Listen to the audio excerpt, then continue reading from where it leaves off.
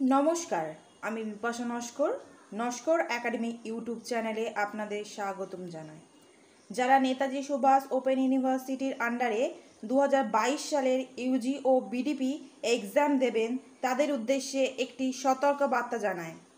আপনারা কোনোভাবে আপনাদের date of birth, enrollment number, register mobile number কাউকে শেয়ার করবেন না। এছাড়া রেজিস্টার্ড মোবাইল নাম্বারে যে ওটিপি আসবে সেটা কোনোভাবেই কাউকে শেয়ার করবেন না।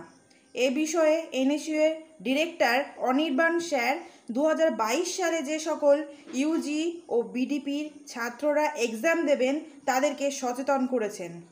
কারণ এই সব ডকুমেন্ট কারোর হাতে চলে গেলে আপনার পরীক্ষা অন্য কাউকে দিয়ে আপনার ক্ষতি করে দেবে।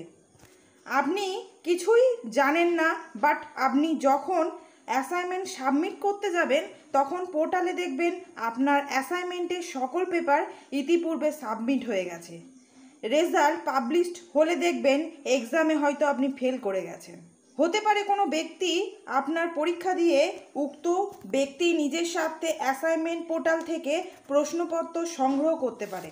কোনো ছাত্র আপনার ডকুমেন্ট ব্যবহার করে নিজের পরীক্ষা দেওয়ার আগে আপনার পরীক্ষা দিয়ে হাত পাকিয়ে নিতে পারে। আবার হতে পারে পূর্ব শত্রুতার প্রতিশোধ নেওয়ার জন্য আপনার পরীক্ষা দিয়ে সব প্রশ্নের উত্তর ভুল করে আপনাকে ফেল করিয়ে দিতে পারে। সর্বোপরি বলি, নিজের পরীক্ষা নিজে হাতে দেওয়া যথেষ্ট আনন্দ ও সন্তোষজনক। আপনার পরীক্ষা অন্য কাউকে দিলে সেটা আপনার মতো যত্নশীলভাবে দেবে এই গ্যারান্টি কোথায়? আপনি একটি প্রশ্নের উত্তর ভুল করলে আপনার বুকে বাজবে, কিন্তু অন্য কেউ দিলে তার এই অনুভূতি কখনো জাগ্রত হবে না। এই বিষয়ে অনির্বাণ স্যার তার সুচিন্তিত বক্তব্য তুলে ধরেছেন সকল পরীক্ষার্থীদের উদ্দেশ্যে। সেই ক্লিপটি আপনাদের দেখাচ্ছি। তার আগে বলে রাখি, যে সকল ইউজি ও বিডিপির ইতিহাস অনার্সের ছাত্র নস্কর একাডেমির গাইড নিয়ে সর্বোচ্চ নম্বর পেতে চান তারা নস্কর একাডেমির পেইড পরিষেবা নিতে পারেন। যোগাযোগ নম্বর নিচে দেওয়া হলো।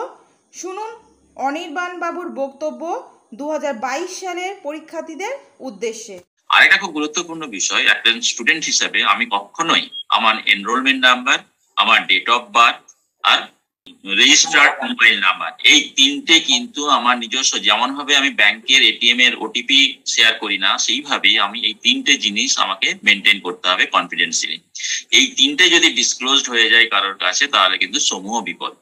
রেজিস্টার্ড মোবাইল নাম্বারটা আমি যতদিন স্টুডেন্ট থাকবো ইউনিভার্সিটিতে সেটাই রাখার চেষ্টা করব।